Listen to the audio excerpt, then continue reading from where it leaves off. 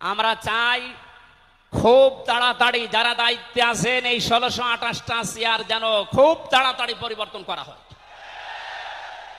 কারণ এগুলো সব ওই জালেমদের দোষ।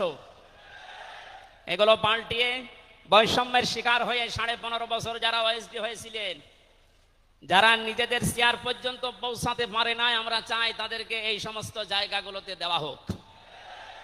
গতকালকের একটা জরিপ আমি পেয়েছি, বাংলাদেশে 100 জনের 14 জন এখনো পর্যন্ত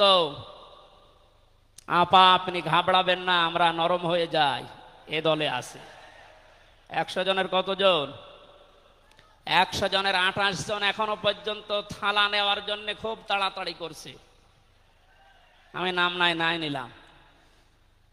আনন্দের বিষয় 100 জনের 58 জন মানুষ এখন চাচ্ছে এদেশে আল্লাহর বিধান দিয়ে জমিনটা চলুক। আগস্টের 5 তারিখ খুব বেশি দিন যায়নি, এই কয়েকদিনের ব্যবধানে যদি এই অবস্থা সৃষ্টি হয়, এই জন্য আমার মনে হচ্ছে এদেশের অনেক মুনাফিকেরা বুঝে ফেলেছে বিষয়টা, এজন্য খুব তাড়াতাড়ি করছে যে থালা আমাদের হাতে দিন। আমার দাদা একটা গল্প বলতেন, এক লোক বিবাহ করার পরে বাসর রাতে বউকে রেখে একটু বাইরে গেছে, দাদি শাশুড়ি এসে বলছে আমার কিন্তু পতি চাই, তুমি কি করবা আমি জানি না। নতুন বউ ডাক দিয়ে বলছে দাদি শাশুড়ি আমার একটু সময় দেন, আপনার পতি হবে, অসুবিধা নেই। শাশুড়ি এসে বলছে বৌমা আমার কিন্তু নাতি চাই। ঠিক আছে আমার সময় দেবেন তো। দেবর আর ননদ এসে বলছে ভাবি আপনি কি করবেন আমরা জানি না, আমাদের কিন্তু ভাতিজা চাই। কিছুক্ষণ পরে স্বামী এসে বলছে বউ তুমি কি করবা আমরা জানি না, আমার বেবি চাই। বউ মাথা উঁচু করে বলছে তোমরা কি সব পাগলের বংশ, আমার এখনো কিছুই হয়নি, এরপরে 10 মাস 10 দিন সময় লাগবে, তারপরে কারো বেবি চাই, কারো ভাতিজা চাই, কারো নাতি চাই, সব হবে, আমারে তো সময় দেবেন নাকি?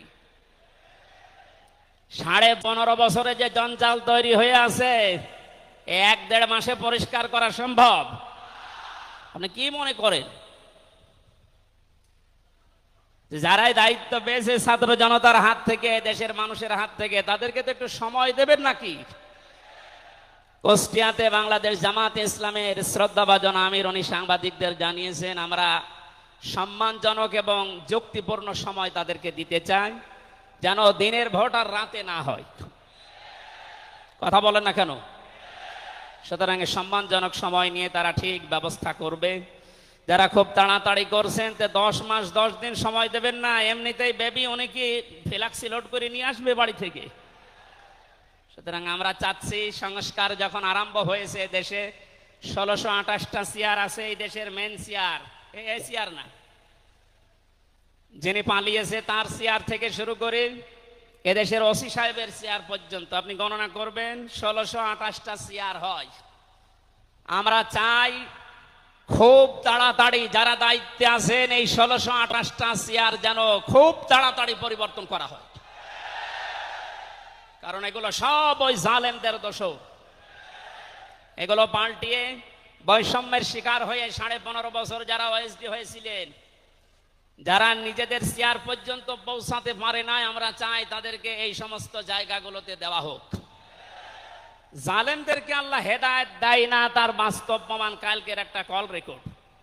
একজনের জন্মদিন নাকি গোপালগঞ্জে পালন করতে দেয়নি এক ওসি সাহেব, এই জন্য বাইরের দেশ থেকে তাকে হুমকি দিচ্ছে যে তার নাম লিস্ট করে রাখো, আমি যদি কোনোদিন আসি তার খবর করব। আমি কথাটা শোনার পরে মিলালাম আল্লাহু লা ইয়াহদিল কওমাজ জালিমিন, আল্লাহ যে ইহদি দিয়েছেন মোজারে, বর্তমান ভবিষ্যৎ, প্রেজেন্ট ফিউচার, আল্লাহ তাআলা জানিয়েছেন যে আমি জালেমদেরকে হেদায়েত দিচ্ছি না, দেবও না। কালকের কল রেকর্ড শোনার পরে আমার মনে হচ্ছে ওনার কপালে হেদায়েত নেই এবং আল্লাহ দেবেও না। নয়তো এত কিছু হওয়ার পরেও এই লোকটা হুমকি দিতে পারে আপনার বিশ্বাস হয়? হেদায়েত চাই না, কারণ আমরা হেদায়েত চাইলেও আল্লাহ দেবেন না। জালেমদের হেদায়েত দেবেন না আল্লাহ নিজে জানিয়েছেন, কারণ জালেমদের বিরুদ্ধে মামলা দায়ের করবে আল্লাহ নিজে। এটা আমি বানালাম? সূরা শূরা 25 নম্বর পারা 6 নম্বর পৃষ্ঠার 13 নম্বর লাইনের 42 নম্বর আয়াতে আছে, ইন্নামাস সাবিলু আলাল্লাযিনা ইয়াযলিমুনান নাস ইলা আখিরি আয়া। আল্লাহ পাক বলেন, অবশ্যই আমি আল্লাহ নিজে মামলা দায়ের করব, কেস করব, অভিযোগ দাখিল করব তাদের বিরুদ্ধে যারা মানুষ হয়ে মানুষের বিরুদ্ধে জুলুম করে। আল্লাহ ইয়াজলিমুন আল মুসলিমুনা দেননি যে মুসলমানদের উপরে যারা জুলুম করে, ইয়াজলিমুন আন নাস দিয়েছেন যারা মানুষের উপরে জুলুম করে, অত্যাচার করে। এরা আমির হামজার মামলার আসামি না, এরা সরাসরি আল্লাহর মামলার আসামি। 1628 জন যারাই ছিলেন আপনারা কিন্তু বাংলাদেশের কারো মামলার আসামি না, সবাই এখন আল্লাহর মামলার আসামি। মামলার বাদী যত বড় হয় মামলা তত কঠিন হয় এবং জামিন পাওয়াও তত কঠিন হয়। আপনারা জানেন আমি 3টি বছর জেলে ছিলাম। আমার যে মামলা ছিল, আমার মনে হয় যদি সাজাও লাগিয়ে দিত সর্বোচ্চ 3 মাস। কিন্তু মামলার বাদী যেহেতু একেবারে আল্লাহর ওলি, এই জন্যে বহুবার মামলা সিএমএম কোর্ট, জজ কোর্ট, হাইকোর্টে ওঠার পরও বলে না, হবে না। এই কয়েকদিন আগে মামলা আমার সব খারিজ হয়ে গেছে। আমি মনে করলাম মাননীয় আদালতকে প্রশ্ন করি যে আমার এই মামলা তো আপনার কাছে 3 বছর ছিল, এতদিন তো কিছুই করেননি, হঠাৎ এখন বলছেন কোনো দোষ নেই, সব বেকসুর খালাস করে দিলাম। মামলাটা হাতে নিয়ে উনি বলছে এর ভেতরে তো কোনো মাল ম্যাটারেস নেই, কি দিয়ে বিচার করব, সব বাদ দিয়ে দিলাম।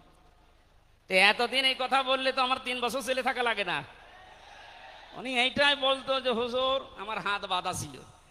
কি বাঁধা ছিল? এখন যেহেতু হাত খোলা, ন্যায় বিচার করতে পারছেন, আমরা চাই এদেশে যত চেয়ার আছে সব হাত যেন আবু সাইদের মতো এভাবে খোলা থাকে। এভাবে হাত খোলা চান না? কিয়ামতের আগে কোন জালেম এদেশের চেয়ারে আর আসতে পারবে না ইনশাআল্লাহ। সতর্ক থাকা লাগবে আমাদের। এই জন্য যারা তাড়াহুড়া করছেন আপনারা একটু শান্ত হন, আগে 10 মাস 10 দিন সময় দেন, বাসর হোক। কথা বলেন না কেন? আমি আর নিচে নামলাম না। আল্লাহ আপনাদেরকে সম্মতি দান করুন, আমিন।